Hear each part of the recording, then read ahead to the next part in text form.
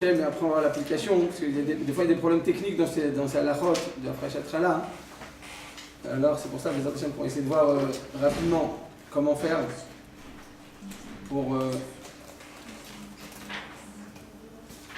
lorsqu'on vient maintenant, eh bien on va parler de la composition de la pâte. Donc on a vu la quantité du prélèvement, la quantité de la pâte sur laquelle on va devoir opérer le prélèvement, d'accord, ça on a vu donc ces deux cas de figure. Ce qu'on va voir aujourd'hui, c'est la composition de la pâte. À partir de quel moment la pâte, on a besoin de prélever la chala, quelle sera la composition nécessaire pour que cette pâte soit tenue sur laquelle on va devoir prélever la chala, oui. On avait dit qu'on ne savait pas si on avait une pâte liquide, la moitié d'une pâte liquide et la moitié. On avait fait une partie solide et la moitié liquide. D'accord. Alors voilà, là je vais le voir. On va voir ça. On va voir la composition de la pâte et la nature de la pâte. Exactement. Ça va être ça qu'on va voir tout de suite. Très bien. Donc on va dire en bataille, quand on a une pâte, c'est seulement si la pâte elle est composée à partir de l'une des 5 céréales qu'on va devoir prélever la chala. C'est seulement, donc si la chala, ça va, la lumière là-bas. C'est seulement si donc on a la chala elle est prélevée sur une pâte qui est composée à partir donc, de blé, d'orge, d'épeautre, d'avoine et de seigle. Donc une des 5 céréales, c'est seulement alors qu'on va devoir prélever la chala. À notre époque, il y a toutes sortes de pains comme ça. Par exemple, les gens qui sont allergiques au gluten, alors ils n'ont pas le droit de prendre toutes ces céréales. Alors on fait des choses à partir de féculents. Il faut savoir qu'à partir du moment où une pâte elle est composée de féculents, d'accord, ou d'autres céréales que ces 5 que je viens de lire, que je viens de vous enseigner, eh bien, on n'aura pas du tout besoin de prélever la chala. Donc c'est seulement ces 5 céréales et c'est tout. Que ce soit d'autres céréales, que ce soit une farine de féculents, on n'aura pas besoin de prélever la chala. Merci David, d'accord. C'est très joyeux comme colère, c'est bien. Donc on a dit à vos tailles, eh bien c'est seulement lorsque tu vas faire un mélange. Qu'est-ce qui se passe si tu as un mélange donc, de féculents par exemple, avec un mélange d'une de ces 5 céréales, alors là tu devras prélever, d'accord? Il faudra que tu puisses ressentir eh bien, le goût de cette nouvelle céréale. Parce que si la majorité c'est des féculents, alors ça ne marche pas, il faut que tu puisses ressentir dans cette pâte eh bien, le goût de cette céréale. C'est à notre époque qu'ils font beaucoup, on a dit, de pain comme ça pour la santé, des pains noirs, des pains avec toutes sortes d'avoine, ou ce qu'on appelle le lechem shachor. À l'époque, le lechem shachor, c'était celui de moindre valeur. Le pain blanc, c'était pour les riches. D'accord? À notre époque, c'est l'inverse. Le pain blanc, dans le gel, il coûte 6 shekels, et la baguette en France, ça coûte 1 euro. Mais le pain noir, ça coûte 30 shekels.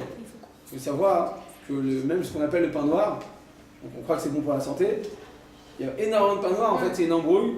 Quelqu'un m'a dit, qu'est-ce qu'ils font? Ils prennent des sachets de thé, ils le mettent dans quoi? Dans la pâte, ça va donner une teinte noire comme ça, d'accord? Et de cette manière, ils vont dire c'est du pain noir. Parce qu'il est noir en fait, mais en fait c'est pas les propriétés du pain noir. Donc pourquoi on veut du pain noir? Vous savez pourquoi on veut du pain noir? C'est bon pour la santé. Ils disent que c'est bon pour la digestion, parce que il y a encore justement, eh bien, la farine. La farine, elle est entourée d'une écorce, d'accord? Cette clipa là, eh bien, ce sont des fibres qui permettent et qui vont permettre une meilleure digestion. Donc, qu'est-ce qu'on fait en général dans le pain blanc? On enlève toutes ces fibres, on garde maintenant que la graine, elle est parfaitement blanche. Quand on vient même le laver, c'est pour ça qu'à Pessah, on considère que la farine, c'est safek chametz. La farine, c'est chametz ou c'est pas chametz? C'est bon. La farine normale, Non, c'est pas chametz. C'est pas chametz, sinon tu peux pas faire tes matzot. C'est safek chametz. Pourquoi c'est safek chametz? Même la farine pas cachée à Pessah, vous avez compris? Oui. Parce que qu'est-ce qu'ils font? Ils vont prélever la récolte, ils vont moudre le blé, donc pour l'instant il n'y a pas de chametz. Simplement après, qu'est-ce qu'ils font pour qu'il soit bien blanc? Ils vont le laver. Ils vont laver les graines de blé. Mais ils vont les laver à une période avant qu'ils vont... Vous allez bien? D'accord, donc tout le monde on a eu quoi? Avant de concasser le blé, d'accord, eh bien on va le laver. En le lavant, alors peut-être que ça a absorbé de l'eau, peut-être que non, parce qu'en réalité il y a une clipa dessus. Il y a une écorce très, c'est sur la graine de blé, il y a une écorce qui est extrêmement rigide. Donc si tu mets de l'eau dessus sur l'écorce, il n'y a pas de problème. Le problème c'est que des fois, cette écorce elle est fais-les. Des fois, là, on a dit en le compressant, eh bien ça va ouvrir le grain de blé, tu mets de l'eau dedans, ça va fermenter. C'est pour ça que, la farine, c'est juste ça fait khamet. C'est paradoxal ce que je dis, parce que tu dis non, la farine c'est l'objet le plus khamet. C'est pas vrai, c'est pas le plus khamet, c'est juste ça fait khamet. C'est comme quand on était petit, je dis c'est quoi le péché le plus grand que tu peux faire au monde? Manger du cochon. Manger du pain, voilà. Du sandwich, genre, c'est-à-dire qu'à charcuterie beurre. En fait, c'est pas vrai, parce que ça c'est que des rabanades, c'est à froid. Et puis c'est souvent la charcuterie de volaille. C'est souvent la charcuterie blanche, c'est de la volaille. Avec du beurre, donc même si tu devais le cuire ensemble, ce serait que des rabanades. Donc c'est pas le péché le plus grave. C'est interdit, mais je veux dire, c'est pas. Enfin, il y a des trucs un peu plus assourds, quoi, quand même. D'accord? Donc tout simplement. Ah, vous avez dit pour le mélange féculent en céréales, on prélève seulement si on a 1,6 g de céréales, ou si le mélange se fait 1,6 g. Il faut que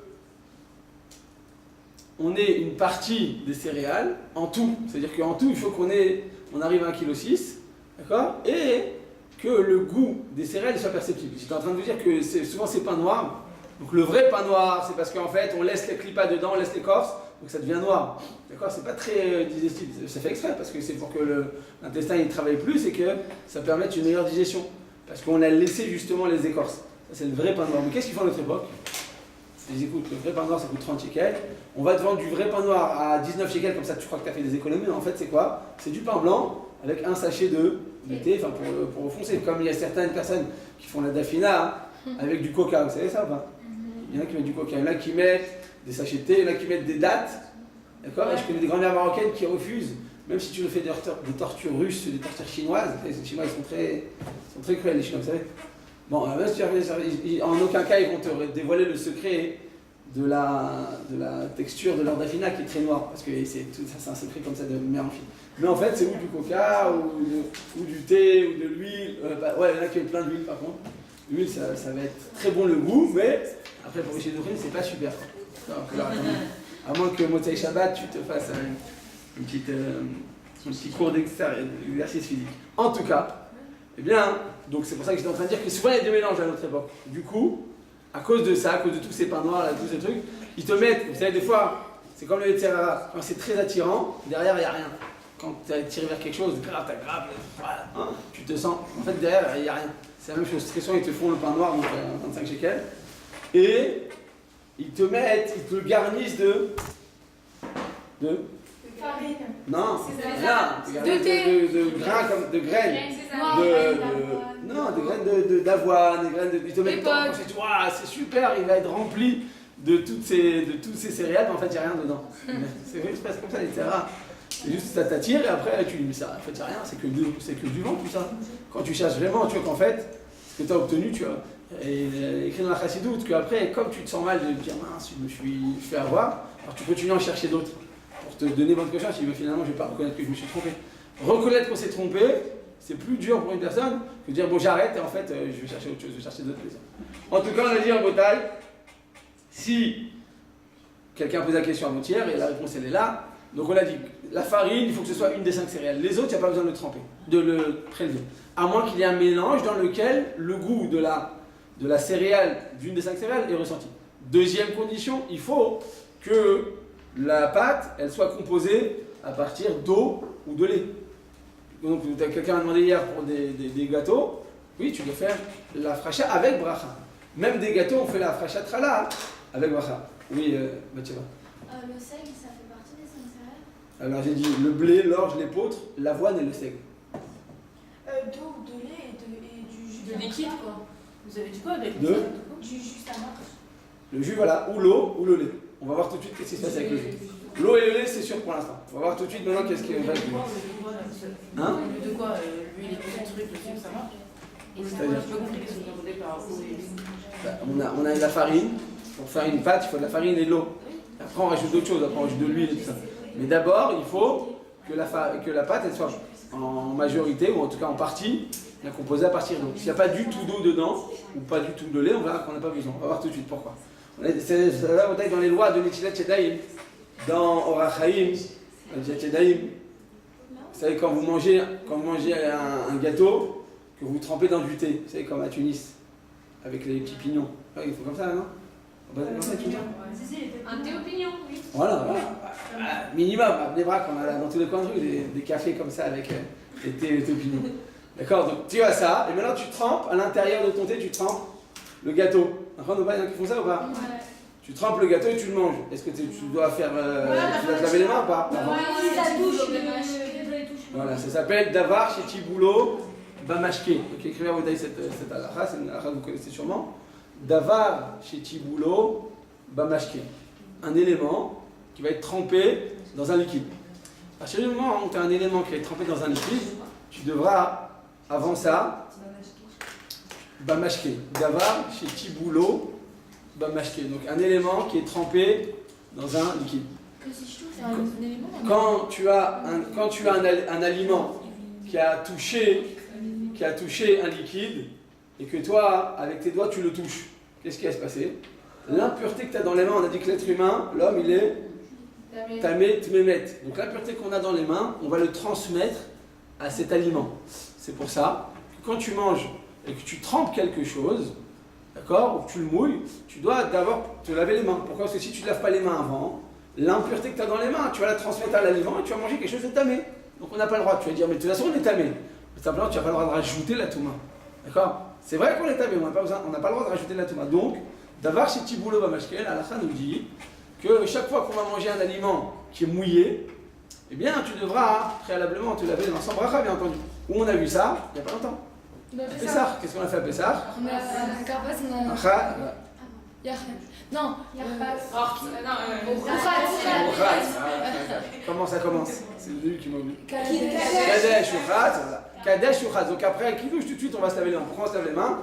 On vient tremper le karpas dans l'eau salée qui représente, qui symbolise les pleurs. Et donc, les larmes. Et donc, on te dit que tu devras, chaque fois que tu manges quelque chose de mouillé, tu fais la bracha. Qu'est-ce qui se passe? Tu fais le netilat yadayim. Tu te laves les mains sans bracha. Qu'est-ce qui se passe, Rabotai, si tu prends un fruit par exemple et que tu le mouilles? Donc tu vas le laver. On a dit que les belles pommes comme ça qui sont très. On a dit que c'est dangereux, n'est-ce pas? Ouais. Qui sont trop attirantes. C'est comme une chose qui t'attire. Pense est-ce que c'est. Tu dois réfléchir pourquoi ça t'attire. C'est pas naturel que tu sois attiré grave vers la Torah. J'en peux plus, je te fonds pour la Torah. C'est pas naturel. Il faut travailler. La Torah, t'es en mêle. Tu t'investis, tu te donnes corps et âme, tu vois, tu te pas sacrifier, parce que c'est un mauvais mot, sacrifier c'est fini ces temps-là, mais tu t'investis, tu te donnes corps et âme pour la Torah. Corps et âme, tu vois que la Torah elle va être d'une douceur, entre guillemets, infernale, tu vas devenir fou de Torah. Mais une personne qui reste extérieure à la Torah, ça l'intéresse pas, c'est pesant, ça me dit rien. T'as un livre, tout noir et tout blanc, oui. Tu as un livre de noir et de blanc, ou des fois des pages jaunes et ils sont un peu plus sympas, d'accord? C'est un peu plus reposant pour l'œil. Et à côté de ça, tu avais un téléphone avec des images comme ça, tac, tac, ça dans tous les sens, boum, boum, boum. Bah, tu te dis, bah, ça m'ennuie.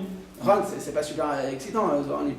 Je sais pas, j'en peux plus, je craque pour mon livre, d'accord? En général, tu te retiens, ça va, bon, ça va. Si tu t'investis, si tu te forces, au début tu te forces. Torah, trilato amal. Trila, Torah, Trilato Amal, le début de la Torah, tu t'investis, et toi tu sacrifier, c'est un mauvais terme. À l'époque on disait ouais, il faut sacrifier par toi, c'est fini. Il faut que tu kiffes dans ta vie. Simplement, kiffe intelligemment, ne sois pas bête comme tes pieds. Parce que à la fin, au vouloir kiffer tout de suite, à la fin tu vas pleurer toute ta vie. Donc kiffe, simplement kiffe intelligemment. Investis dans les bonnes choses qui vont te rapporter finalement le bonheur dans ce monde-ci. Azab l'olam, c'est sûr qu'on va avoir l'olam avec la Torah, mais dans ce monde-ci, tu seras une femme vraiment heureuse. Simplement, on te dit quoi? Investis. Quoi qu'il arrive, Adam et la Malot, investis dans ce qu'il faut. Au début, tu penses que tu galères, entre guillemets, d'accord? Mais à la fin, trilato, amal, sofo matana, à la fin, tu vas kiffer, tu vas goûter, Dieu il va te l'offrir après cette Torah, ça va devenir bien une partie intégrante de toi et ce sera ta source de véritable bonheur. Torah, trilato, amal, les sofa matana. Donc une chose qui t'attire tout de suite, il faut te poser une question, pourquoi ça m'attire? Si ça m'attire, c'est pas normal. Pourquoi? Parce que normalement la Torah au début c'est quoi? Dur. Ça doit être dur, ça doit être une galère.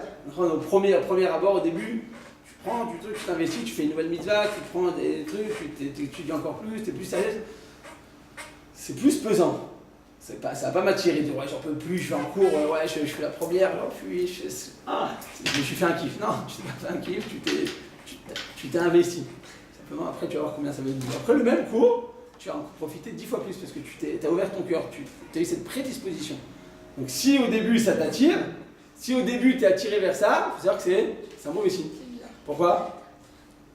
La Torah, c'est dur au début. Parce qu'au début, c'est pas attirant. Vous avez compris? Ça peut pas être attirant. Si c'est le Hémet, ça peut pas être attirant. C'est à la fin qu'on goûte le Hémet.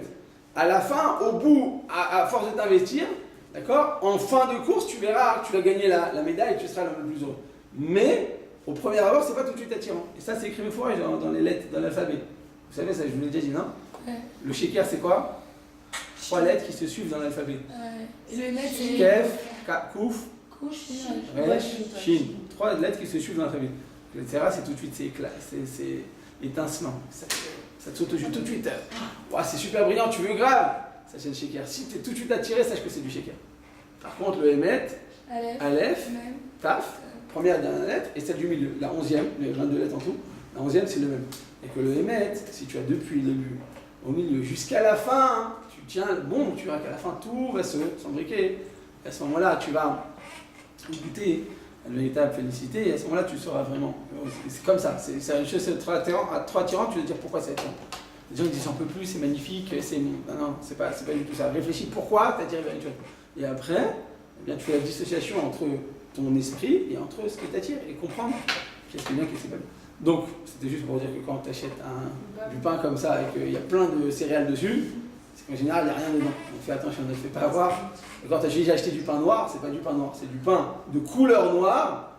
Il va te coûter, c'est comme le Canada Dry, c'est comme de l'alcool, ça a l'odeur de l'alcool, ça a le goût de l'alcool, mais c'est pas de l'alcool. Là, c'est la même chose. Là, il va te coûter le prix du pain noir, il va avoir les céréales au-dessus comme du pain noir, alors la couleur du pain noir, mais finalement, c'est pas du pain noir. C'est clair, Rotaille? Oui, du coup, on fait des chilas. Alors, du coup, on fait les chilas à Trazak. Qui a dit ça? Non, c'est. Ouais, à Trazak. Donc, Netilat, à quel moment? Là, On ramasse la pomme qui était tout. voilà, la pomme, ouais, elle était étincelante, Trazak. C'était comme dans Blanche-Neige. Blanche-Neige. La pomme comme ça, un truc. D'accord? Donc, à ce moment-là, tu as une pomme comme ça, très très étincelante. On a dit qu'elle était recouverte de cire.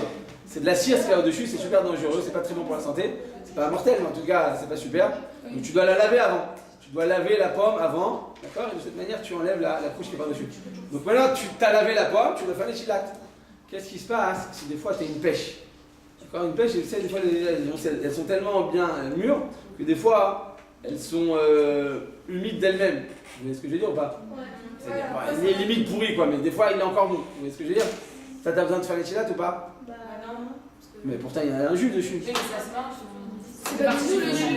Alors voilà, on dit c'est seulement, alors voilà, vous avez mis le doigt dessus à Razak en détail, c'est seulement un des 7 liquides que tu devras te laver les mains. Seulement 7 liquides qui sont capables de contracter l'impureté. On a dit donc tu as l'impureté dans tes mains, tu touches cet aliment qui était pur, et avec, par l'intermédiaire de ce liquide, eh bien, l'impureté elle va être contractée. D'accord? Donc c'est-à-dire que le liquide, c'est une substance qui est conductrice.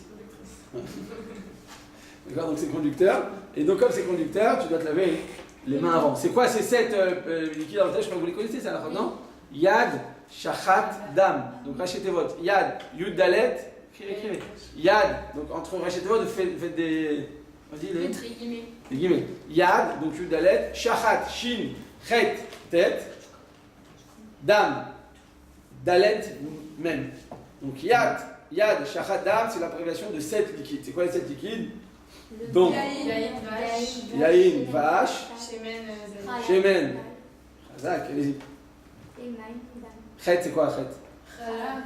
Chalab, Tal, et Dam, c'est Dvash et Damaï. Donc c'est clair, Botaï? Je le répète rapidement. L'eau, écoutez bien, écoutez directement en français. C'est les filles que vous connaissez bien, sinon c'est pas grave. L'eau, la rosée, le vin, le miel, le sang. C'est quoi le tête? Quoi? Le tête. Je vais refaire après à la écrivez après, on va aller. Écrivez à Otaï. On reprend, écrivez. Après, vous posez des questions. On répète. Ça marche. Écoutez, après on pose la question. C'est comme ça. Écoutez bien. Après on pose la question. Si on n'a pas compris, on fait. L'eau, la rosée. Le vin. Eau, rosé, vin. C'est pas la même chose, l'eau et la rosée? Non. Le miel, le sang, l'huile d'olive et le lait. Donc le même en hébreu, c'est quoi? Oui. Mais on fait quoi avec? Mais depuis quand on prend Les 7 Quoi liquides qui ont la même chose. C'est 7 liquides, il faut savoir. 7 liquides que quand on touche un aliment qui est recouvert d'un de ces 7 liquides, on a besoin de se laver les mains. Hein? Quand on touche ou quand on mange? En général, quand on mange, On touche. Mais. il y avait un jeu comme ça, non? Mais si Mais on pas touche comme ça, il faut seulement. la. Non? Si Il y on a pas un jeu touche comme ça? seulement, c'est bon? Si quoi? Si on touche seulement, c'est bon? Il y a rien qui marche. Si on touche Ouais, seulement. si vous le mangez pas, ça Depuis va. quand on mange juste ça d'abord? Non, c'est-à-dire, s'il y avait du sang dessus, par exemple, il y avait un steak, avec du sang dessus, vous le touchez avec les mains. Hein. Enfin, c'est un truc saignant comme ça, pas mettre du sang. Ouais, bien sûr. Le sang qui sort de la viande lors de la cuisson, il n'y a pas de problème. C'est quoi ta C'est du sang seul qu'on n'a pas le droit. C'est pas là? La rosée. La rosée, c'est la tasse. Par exemple, vous avez des légumes dans votre jardin, vous venez le matin, vous prenez le légume et il est un peu humidifié comme ça. C'est la rosée. Ouais, c'est Juste quand on fait des petits on fait 3 fois sur une main, 3 fois sur l'autre. 1, 2, 3. c'est 3 fois. 1, 2, 3, 1, 2, 3. Ouais. Ah, c'est dans les tilas de moitié? C'est une fois. C'est pas un. On peut faire une fois, même pour le moitié, on peut faire une seule fois, vous savez. Même pour le tchatchalé, normal. Non. Comme ça, écoutez bien. Le matin, très rapidement, parce que là, il faut vite qu'on vienne. Allez, rapidement. Le matin, quand on fait le tchatchalé, c'est obligé de faire 3 fois consécutives. 1, 1, 1, 1. C'est obligé, le matin. Pour Netilat Yadayim du repas, donc du motzi, il faut mettre une quantité d'eau suffisante. C'est un révite. En fait, c'est rien un révite, c'est même pas ça. D'accord ? Simplement, si tu mets ça, 86 centilitres, tu fais comme ça. Donc maintenant, comme il y a peu d'eau, donc la touma qui est dans tes mains, maintenant elle va être encore présente. Donc il y en a, qu'est-ce qu'ils font? Comme il a dit Avita, il fait Shulchan Aruch, ils prennent une grosse quantité d'eau. Donc nous, dans un kéli, vous savez, il y a au moins 500 centilitres, vous savez. Il y a au moins 2000 litres dans un kéli normal. Donc il y a 7 fois plus que la quantité nécessaire. Donc il y en a, qu'est-ce qu'ils font? Ils font une fois. Une fois, comme c'est une très grosse quantité, il n'y a plus tout va. Pourquoi on faisait 3 fois? Parce que tu as une petite quantité, donc tu as la touma, première fois. Deuxième fois, tu enlèves la touma qui était précédemment, donc qui est posée sur tes mains. La troisième fois, tu t'assures qu'il n'y a plus rien du tout. Donc 3 fois, c'est une forme de sécurité pour s'assurer qu'il n'y a plus de touma sur les mains. Ça, c'est quand c'est en petite quantité. Mais quand c'est en grosse quantité, tu n'as rien besoin. Ça, c'est le fiach Shulchan Aruch. Comme ça, on pourrait faire. J'ai vu certains tailles d'Achraïm qui font comme ça, ils font les tchadim une fois une grosse quantité. Le fiach Shulchan Aruch, ça suffit. En France, quand j'étais petit, je me rappelle, on faisait 1, et après comme ça. Vous l'avez vu celui-là ou pas? Non. Vous l'avez jamais vu celui-là? Ah oui, j'ai vu. Quand j'étais enfant, je ne sais plus dans quel gamme j'avais appris ça. On faisait comme ça, je me suis dit, mais pourquoi? Alors finalement, c'est le même terme. Si tu prends une petite quantité d'eau, alors il faut rajouter une couche supérieure pour pouvoir t'assurer qu'il n'y a plus de touma. Mais quand tu prends une grosse quantité d'eau, il n'y a pas besoin. Donc, dans nos kéli à nous, des quantités astronomiques, selon la halakha, hein, et bien surtout celui-là, je le vois là, il fait l'œil depuis tout à l'heure, il a au moins 650 centilitres, celui-là, il est énorme. D'accord? Il est très très très gros, donc tu as tout ça comme eau. Donc ça, à mon avis, il y a presque 1 litre. Essayez de prendre une bouteille, tout à l'heure quand je partirai, essayez de la verser dedans. À mon avis, il doit avoir 700 centilitres. En tout cas, là, tu as suffisamment. Donc selon la halakha, pur, un coup d'eau, ça suffit, en grande quantité. On a l'habitude de faire 3 fois, celui qui veut, il fait. Selon la Kabbalah, il est mentionné 3 fois, le Ben Ishraï même 3 fois. Selon Shulchan Aruch, une seule fois, quand c'est en grande quantité, ça suffit. Pour les toilettes, l'obligation des Netilat Yadayim, ce n'est pas une obligation en soi-même. Tu as le devoir de te. Allô? Vous êtes d'accord? Tu as le devoir de quoi quand tu sors en sortant des toilettes? D'avoir les mains propres. C'est pas l'obligation de se rincer. Vous avez compris la différence? Si on a les toilettes avec des gants, d'accord? Alors on n'aurait pas besoin de faire la bracha, de se laver les mains. C'est juste la bracha, c'est clair? La bracha tout seul? Ouais. Si une personne est dans un endroit, il n'y a pas d'eau. Alors c'est assez juste sur un seul là? Si vous avez des gants. Non, si on a La touma, pourquoi on a besoin de se laver les mains? Parce qu'il y a la touma dans les toilettes, où des fois on se touche certaines parties du corps, et qui sont couvertes, et donc on a les mains pures. Mais si tu as des gants, c'est bon. C'est pas une personne qui mange un rôti, elle est dans un endroit, il n'y a pas d'eau. Et elle sait qu'elle va dans un endroit dans lequel il n'y aura pas d'eau. Si tu sais que tu vas de là-bas, attends. Si maintenant tu es dans un chemin, il n'y a pas d'eau où tu iras, il n'y a pas d'eau tout de suite, alors tu le prends dans des gants ou bien dans un sac plastique, tu ne touches pas directement. Mais si on n'a pas de. L'obligation, toute Et l'interdiction, est-ce que c'est de transmettre la Touma qui est dans tes mains, de le transmettre à l'aliment. Et donc, Sinon, en il Bouddha, peut on a y dit avoir comme ça, que quand tu fais Netilat Yadayim des toilettes, là-bas, c'est juste un moyen technique de te laver les mains, de te nettoyer les mains, de t'essuyer les mains. C'est ça le problème. On a envie que tu enlèves la saleté. Donc, si il n'y a pas d'obligation de prendre un Kéli, va en faire 3 fois, c'est bien. Le Rav Kafachaim, il écrit, Alpia Kabbalah, il faut aussi avec un Kéli, c'est bien. Le Rav Amar, il dit que c'est pas nécessaire. En tout cas, on a obligé de prendre un Kéli depuis tout petit, on continue comme ça. Ouais, quoi qu'il y a. De toute façon, toujours quand on l'a, jusque-là, parce que l'impureté, elle est dans les doigts, mais des fois, elle se transmet. Donc, toujours quand on se lave, c'est jusque-là. Quand c'est Netilat Yadayim du repas, c'est très important de faire jusque-là. Et c'est Meakev, des fois, je vois des gens, ils font comme ça. L'eau, elle arrive là, elle touche pas ici. J'ai vu plein de personnes, ils se trompent. Après, quand c'est sûr. Et après, quand vous levez les mains, ça devient impur maintenant. Vos mains deviennent impures, vous savez. Oui aux mains, vous avez compris? Quand vous laissez une partie de votre main qui n'est pas, l'eau, elle n'a pas touché, eh bien, l'eau, elle devient, après, en levant les mains, en faisant un mouvement inverse, eh bien, l'eau, l'impureté, elle se transmet. Donc, c'est pour ça que c'est très important de le mettre jusqu'au. C'est-à-dire qu'il y a jusque-là, en fait, d'accord? Jusque-là. Donc, ne soyez pas radine, d'accord? Je vais un tout petit peu, je vais attends, tu payes pas, vas-y, lâche-toi. À l'époque du Rabbi Israël Salanter, quand il allait faire la tfila, avant de faire la tfila, on est obligé de se laver les mains. Comme le matin, quand on se lève, c'est la même chose. Comme au Beth Amikdash, on doit se laver les mains. Et qu'est-ce qu'il faisait? Il prenait, écoutez ce qu'il faisait Rabbi Israël Salanter, il allait à la synagogue, dès qu'il arrivait, donc tu es obligé, dès que tu rentres à la synagogue, ou dès que tu vas faire ta tfila tout seul, tu dois te laver les mains. Il prenait une quantité, mais vraiment minuscule. Il dit, attends, c'était des doudes, c'était des bonbonnes d'eau comme ça énormes, et lui il prenait comme ça. Il dit, qu'est-ce que tu fais? Il dit, je ne peux pas faire une promra sur le dos du shamash. Le shamash, le dos de la synagogue. Nous, on voit, on arrive à la synagogue, il y a des bonbonnes remplies d'eau, mais comment elle arrivait l'eau ici? À l'époque, il n'y avait pas de tuyau. Il allait au puits, il puisait, il revenait, il versait dedans. Ça lui prenait au moins 5 ou 6 heures de travail. Il est raté, le monsieur, il a 75 ans, ça fait 55 ans qu'il fait ce travail. Il est épuisé, il est raté. Il dit maintenant, je vais mettre une grosse quantité d'eau, c'est bon. Je fais la mitzvah, simplement. Je le fais sur le compte de ce monsieur. Il s'est saigné le sang, il a travaillé, il s'est éreinté, c'est le cas de le dire. Et moi, je fais ça bien sur son dos. On ne fait pas des khumrot sur le dos de trucs. Sur ton dos à toi, oui. Sur ton dos à toi, fais des khumrot, travaille, investis-toi, trie-la-toi mal. Bosse, il faut bosser comme Zera Rosenberg.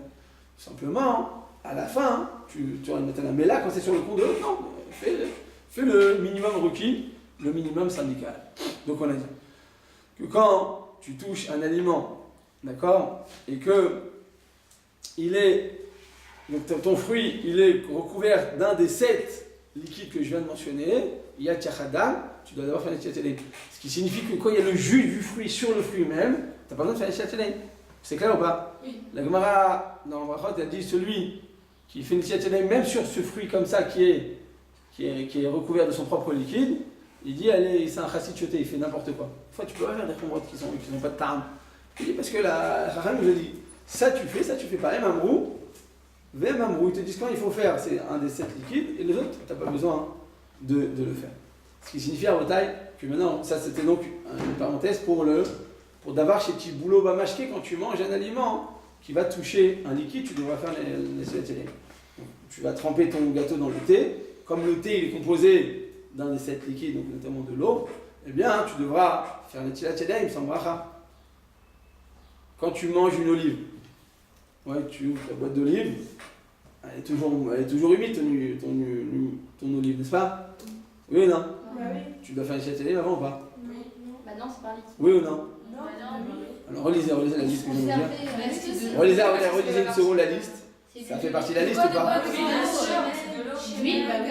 l'huile, c'est de l'huile d'olive. Il y a de l'huile par-dessus. Sur l'olive, nécessairement avec l'huile d'olive.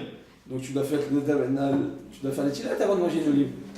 Alors beaucoup de personnes ne le font pas. C'est vrai, c'est comme Maïm Tsaïm entre le poisson et la viande. Il y a très peu de personnes qui le font, je ne sais pas pourquoi. Mais en tout cas, pour l'olive, certains poskim veulent dire comme ça que comme c'est la quantité de l'olive, elle est moins qu'un kazaït, c'est pas comme son nom l'indique, c'est moins qu'une vérité. Une kazaït, c'est 27 grammes, c'est énorme, c'est un truc comme ça. D'accord, il n'y a plus d'olive comme ça. Et qu'en plus de ça, ça a été cuit. C'est pas cuit vraiment, ça s'appelle kavouch kembouchal, ça a été macéré. Donc comme c'est cuit et que c'est moins que un kazaït, c'est moins que une quantité minime, et qu'en plus tu manges avec une fourchette, avec un cure-dent ou je ne sais quoi, donc ils amènent, voici des raisons supplémentaires pour les hakel. Mais c'est des tiroufim. Mais selon la halakha, on devrait laisser les mains. Il vaudrait mieux aller se laver les mains. On trouve des permissions comme ça quand tu es invité chez quelqu'un, tu es sur le canapé, tu vas pas dire bon je me lave les mains, enfin, ils vont te prendre pour un coup. C'est-à-dire dans ce cas-là, tu serais éventuellement, on peut trouver des coulottes. Mais est-ce que selon la halakha, on doit prélever, on doit se laver les mains avant de manger des olives? Oui, la halakha, il faudra se laver les mains. Je vous répète, si ça a été cuit, si c'est moins qu'un kazaït, et si en plus de ça on mange avec une fourchette, alors c'est 3 raisons pour lesquelles, mais selon la stricte halakha, on doit oui se laver les mains, même dans ce cas.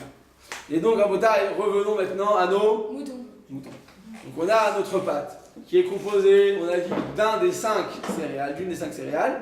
Donc ça c'est la partie solide, et d'un liquide.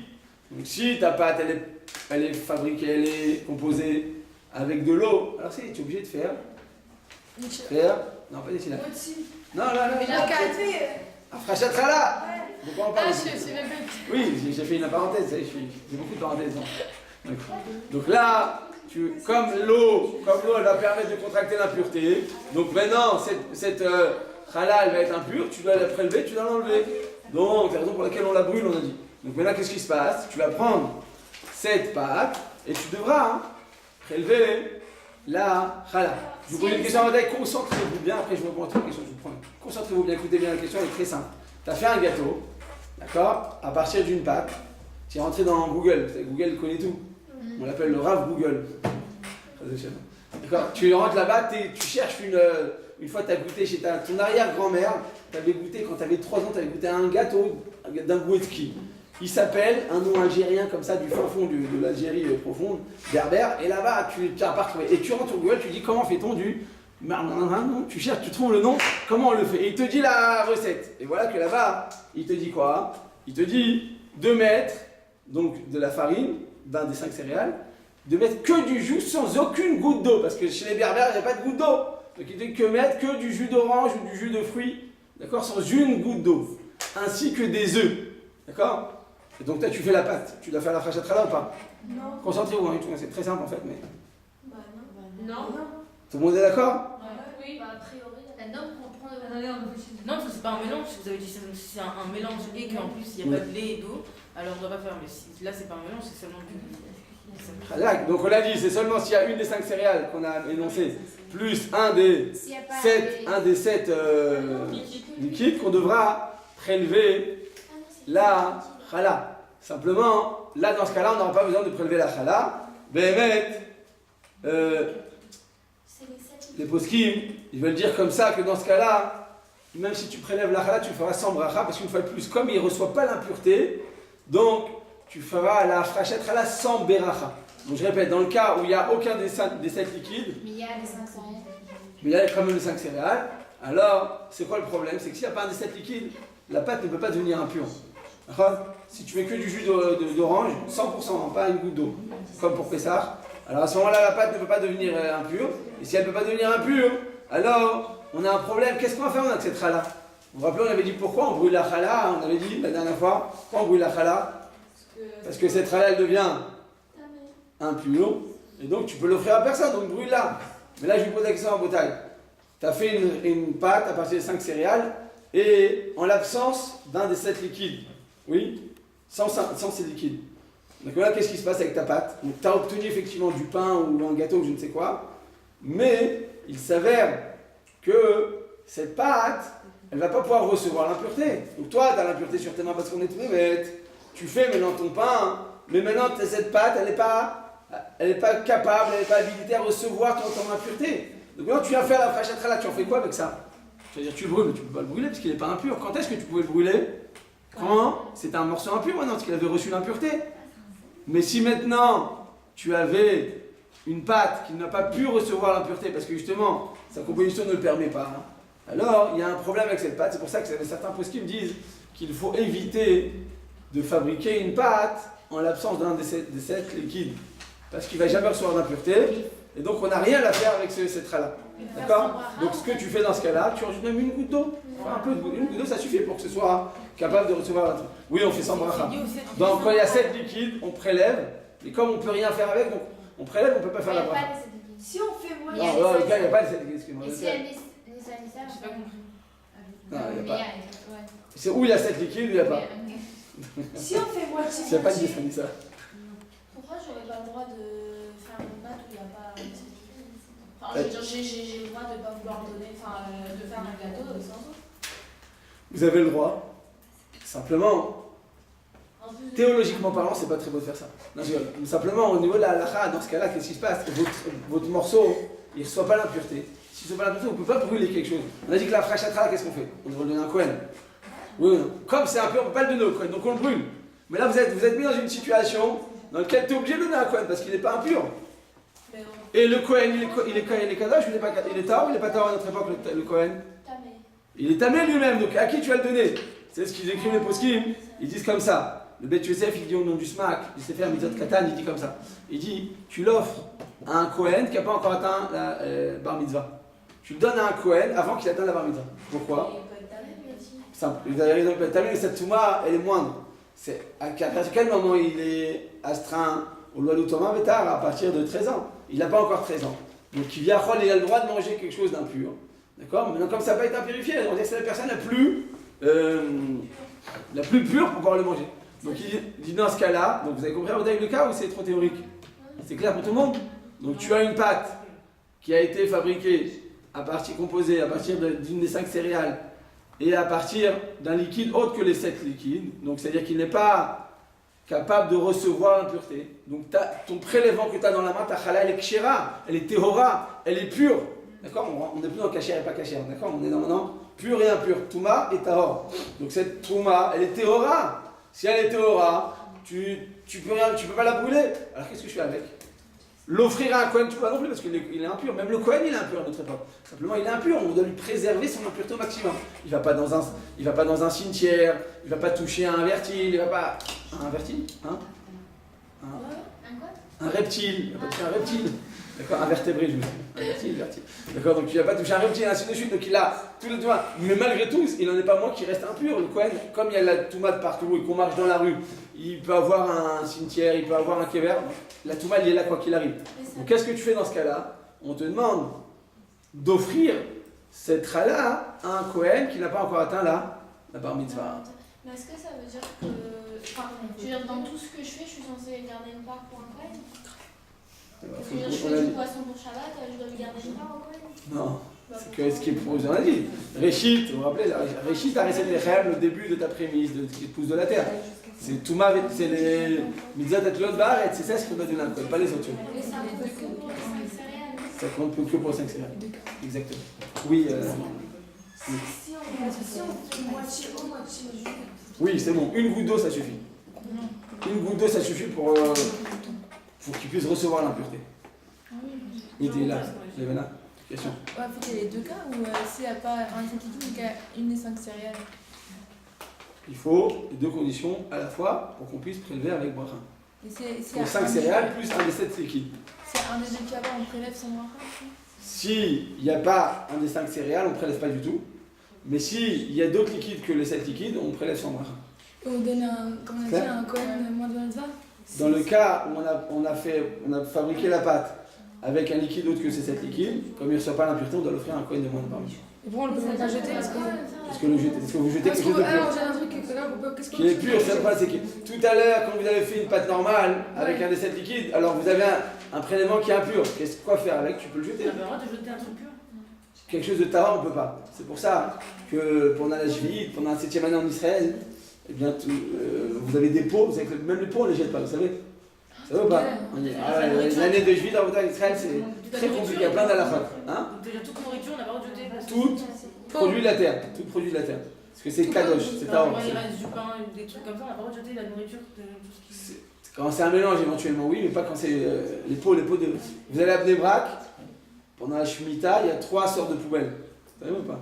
la poubelle normale, et la poubelle de la Shemitah, je crois de Horaïta, je vais dire, ils ont fait deux sections comme ça, une poubelle bleue, une poubelle orange, et une poubelle verte. Donc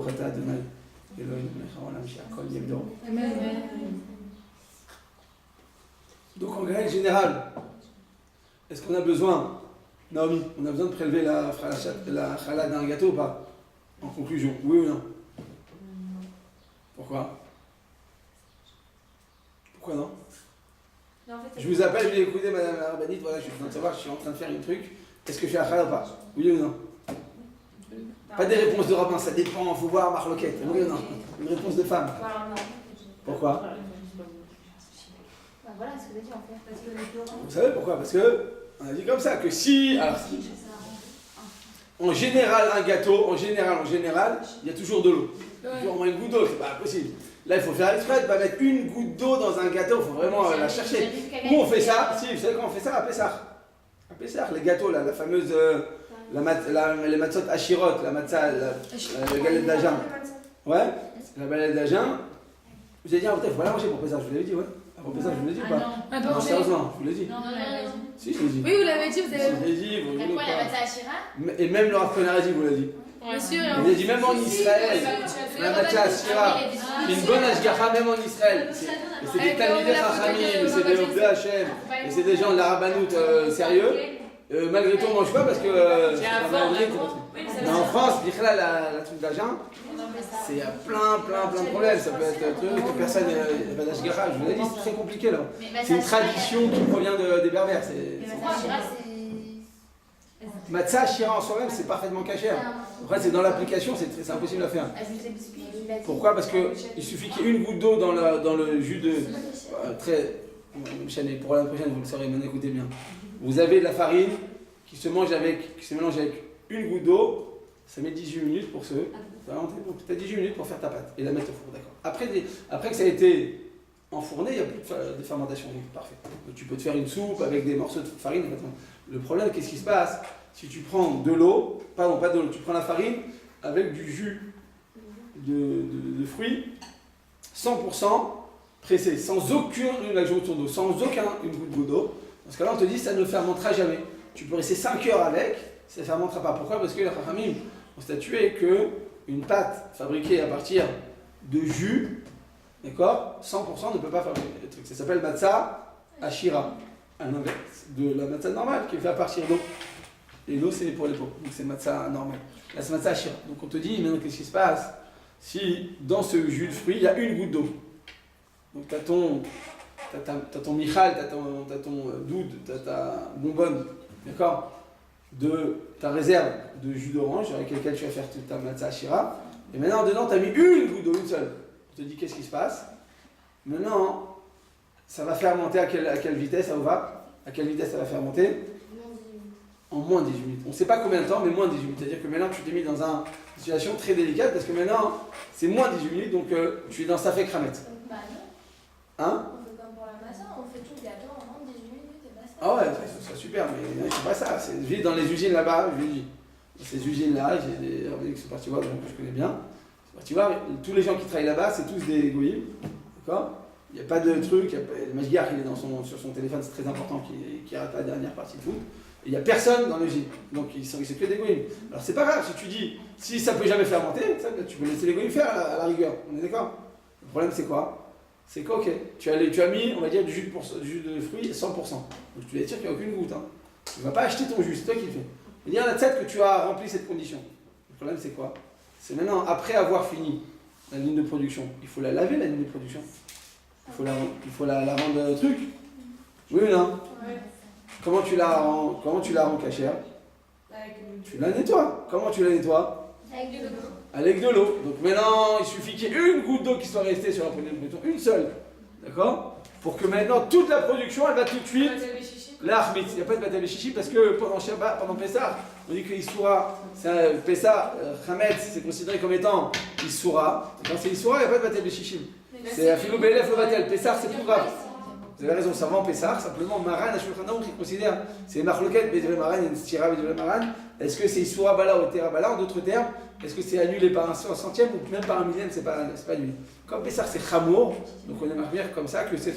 D'autant plus qu'on ne peut pas savoir, des fois sur les lignes de production, il y a des morceaux vraiment qui restent, ils sont pas négligeables. Il n'y a même pas toujours un 60e sur chaque matzah, il faut que tu aies un 60e. C'est pour ça, Odaï, que de prendre ce matzah Ashira, c'est un véritable problème. Parce que techniquement, c'est impossible dans une usine de ne pas rentrer d'eau. Alors, qu'est-ce qu'ils font ici à Papuchado, qui sont une fois de plus qui est fait par des gens Yerushalayim? Ils prennent les jets avec lesquels ils vont nettoyer les machines. Vous savez, qu'est-ce qu'il y a dans le jet? Il y a du farine. de la farine. Il y a du jus d'orange, il y a du jus de fruits. C'est avec du jus de fruits qu'ils vont nettoyer toute la machine. Donc c'est pour ça que normalement, il y a moins de problèmes. Mais en France où il n'y a pas ça, c'est sûr qu'il y a des problèmes, c'est clair? Oui ou non? C'est clair pour tout le monde? Oui, mais j'ai une question. Oui ou non? En France, ils nettoient ça avec de l'eau, donc c'est un Même avant petit... que ça, c'est pas bien. Même avant que ça, c'est pas bien. Ah ouais, Ouais, non, il y en a qui disent il y a une nécessaire, c'est du vin. C'est fait ou avec du jus de fruits ou avec du jus de raisin. Donc le jus de raisin, t'as des goïms là-bas, c'est tous des noirs dans le jus. C'est tous des noirs. C'est des goïms, ils ont touché, ça devient. Il y a une nécessaire, il y en a qui disent toute l'année, t'as pas le droit. Il y en a qui s'appellent Chametz Shavar Pesach. Chametz Shavar Alav Pesach, t'as pas le droit de le manger même après Pesach. En tout cas, Botaï, donc on a dit que là-bas, quand tu fais, là-bas dans ce cas-là, dans le cas de la matzah ashira, dans la matzah ashira, on a ce problème. Pourquoi? Parce que tu dois faire la frachatrala, il n'y a pas une goutte d'eau, d'accord? Et il faudrait offrir eh bien, le prélèvement à un enfant Kohen, quoi, qui n'a pas encore 13 ans. Ok, là, Botaï? J'ai juste une question par rapport au matzah. La matzahia, c'est quoi la différence entre la matzahia et la matzah shmura acheter, genre? Matzahia, ça change quoi? Non, il y a matzah shmura à la main et matzah shmura à la machine, ça n'a rien à voir. La différence, c'est que là, c'est fait l'ishma et l'autre, c'est pas fait l'ishma. Quand c'est fait à la machine, on ne peut pas penser que la mitzvah, que la matzah, elle a été fabriquée au nom de la mitzvah. D'accord? La machine, elle ne fait pas des kavanotes. Ouais. Parce que l'homme, il le fait avec kavanot. C'est tout. C'est mieux de manger avec l'ayad, quoi. Pour le soir, pour les 4 kazatim qu'on va manger le soir, on est obligé de manger shmura. C'est écrit ou shmartem et tabenetzot. Donc shmartem, tu garderas, c'est quoi? Tu mangeras dans ta shmura. Pour toute la semaine, il n'y a pas besoin. Le clan de Vina, il marque bien. Les chabad, ils marquent bien, mais selon la halakha, il n'y a pas besoin. Le soir, c'est obligatoire. Je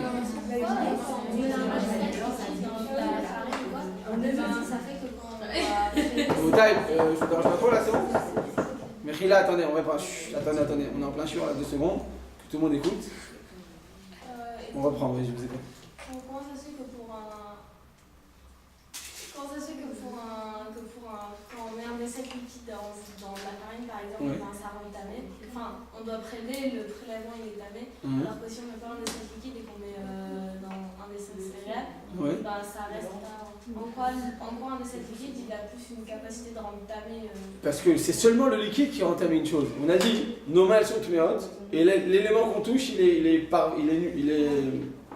comment on dit, il est pas parvé, il est neutre. Il est neutre. Il est ni touma ni tao.